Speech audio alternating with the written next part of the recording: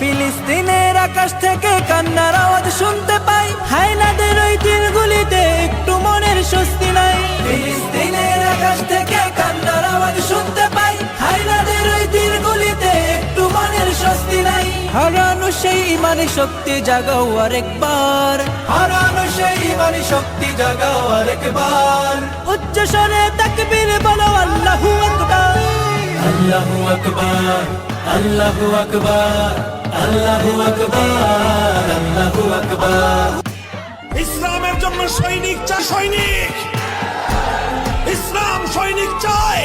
আল্লাহ পাক রব্বুল আলামিন তাদেরকেই পছন্দ করেন যারা তাদের রাত এবং দিনের সময়গুলোকে আল্লাহর দ্বীনের সৈনিক হওয়ার জন্য উৎসর্গ করতে প্রস্তুত।